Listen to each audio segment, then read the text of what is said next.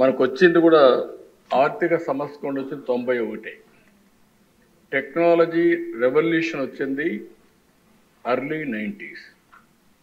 Internet revolution bill gates innovate చేసింది 91, 92 ఆ ప్రాంతంలో వచ్చాడు. మనం 95 నుంచి మనం కూడా స్టార్ట్ చేసాం. ఇక్కడ ఎందుకు ఈ విషయాలన్నీ ఆలోచించినప్పుడు దిశ మనం కూడా గుర్తుపెట్టుకోవాల్సింది, మన ప్రజలకు ఏం చేయాలని మనం ఆలోచించినప్పుడు ఒక పబ్లిక్ పాలసీస్ క్రియేట్ చేసే అవకాశం మనందరికీ ఉంది. ఇక్కడ ఉండే చట్టసభలో ఉండే మీకు అందరికీ ఉంది. ప్రజలకు ఇది మంచిది, P4 మంచిది, ఈరోజు ఇక్కడ అమలు చేసే పరిస్థితికి వస్తాం. విజన్ డాక్యుమెంట్ తయారు చేస్తాం, ఇందులో కొన్ని పాలసీలు తీసుకురావాలంటే తీసుకొచ్చే పరిస్థితులు ఇక్కడ ఉంటాం. ఈ అవకాశం వేరే వాళ్ళకి రాదు. దీన్ని ఆధారం చేసుకొని బిజినెస్ పీపుల్ కానీ, ఇండస్ట్రీ కానీ, సమాజం కానీ మనల్ని ఫాలో అయ్యే పరిస్థితి వస్తుంది. ఈరోజు 25 సంవత్సరాల దిశ నేను గర్వంగా చెప్పగలుగుతున్నా.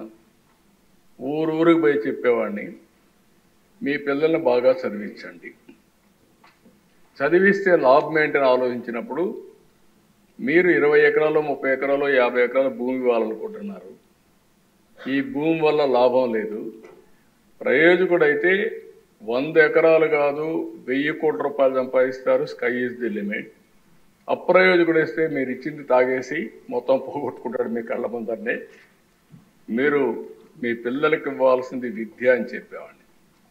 ఐఎమ్ ప్రౌడ్ టు సే దిశ ప్రజల్లో కూడా చైతన్యం ఆ రోజుల్లో.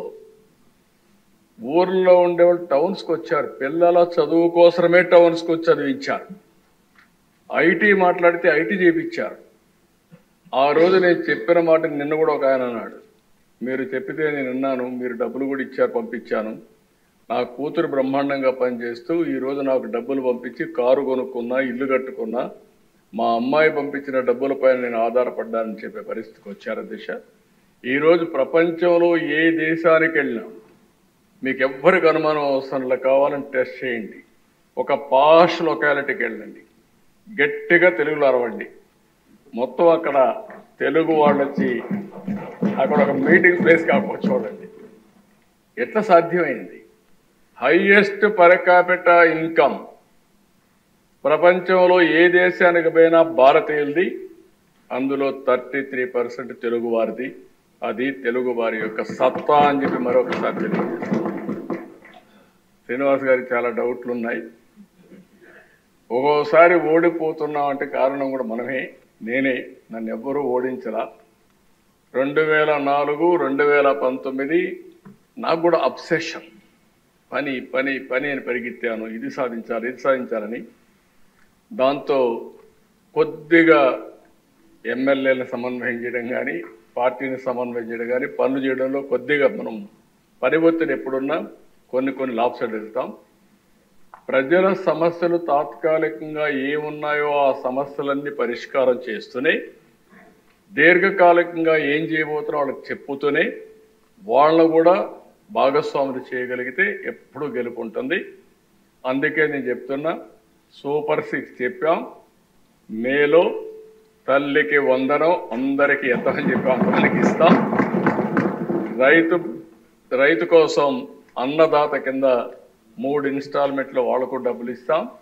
అదే మరి మత్స్యకారులు కూడా జీవన వృత్తి, వాళ్ళకి పాపం ఆ సమయంలో వేటకు పోవడానికి వీలు లేదు, హాలిడే ఇస్తారు, వాళ్ళకు కూడా ఇవ్వాల్సిన 20,000 రూపాయల చొప్పున ఇస్తాం.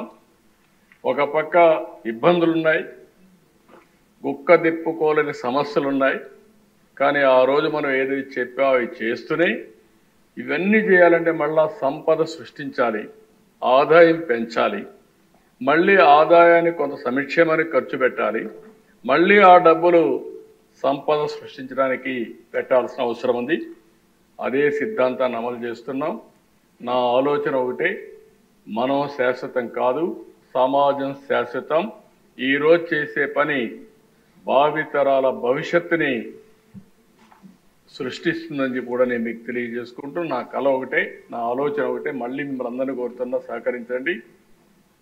2047కి భారతదేశంలో నెంబర్ 1 రాష్ట్రం ఏదంటే దానికి చిరునామాగా ఆంధ్రప్రదేశ్ ఉండాలి. ప్రధానమంత్రి గారు వికసిత భారత్ పనిచేస్తున్నారు, మనం స్వర్ణాంధ్రప్రదేశ్ కోసం పనిచేద్దాం. మనం అవునన్నా కాదన్నా ప్రపంచం మొత్తం తెలుగు జాతి అగ్రజాతిగా తయారవుతున్న దిశ, దాని గురించి సందేహమే లేదు నాకు.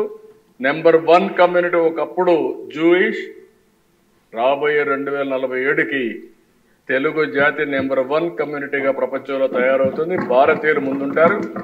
కాబట్టి మన బాధ్యత మనం చేద్దాం. మిమ్మల్ని నమ్ముకుని ఓట్లేసిన మీ ప్రజలకు మీరు, నేను, పవన్ కళ్యాణ్ గారు మనందరం కలిసి సమిష్టిగా పనిచేసి అనుకున్న లక్ష్యాల్ని సాధించి ప్రజల రుణం తీర్చుకుందాం. ప్రజలు కూడా కోరుతున్నాను అధ్యక్ష, ఓసారి అన్ని ఆలోచిస్తారు. ఏదో ఆ తాత్కాలికంగా వచ్చినటువంటి కొంతమంది చెప్పే మాటలు కూడా విని కొన్ని ఇబ్బందులు వస్తున్నాయి. ఇప్పుడు నేను రాజకీయం మాట్లాడడం లేదు. నేను ఎంతోపైన ఒక నిర్దిష్టమైన ఆలోచనతో ఉన్నాను. ఇప్పుడు రాజకీయం మాట్లాడితే రాజకీయం చేశారంటారు కానీ నాకు అనవసరం కూడా. మంచి రాజకీయం, మంచి పరిపాలన, ప్రజలకు మేలు చేస్తే ఆ మేలుని మనం చెప్పగలిగితే శాశ్వతంగా ప్రజలు మనతో ఉంటారని నా విశ్వాసం. దాన్ని మీరందరూ కూడా, అంటే మన ప్రవర్తన కూడా ఇంపార్టెంట్. ఈ విషయం కూడా చెప్తున్నాం. మనం మంచి పని చేయడమే కాకుండా మంచి పని చేసే విధానం, ప్రజలతో మనం మమేకం కావడం, వాళ్ళను కూడా మనం చేసే పని వారి కోసం చేసామని నమ్మే విధంగా మనం ప్రవర్తించాల్సిన అవసరం ఉంది. అది కూడా చేయాలి. ఎప్పటికి కూడా మనం మాట్లాడుకుందాం. ఇది కాదు, ఇంకా చాలా మీటింగ్లు పెట్టుకొని మాట్లాడుకుందాం.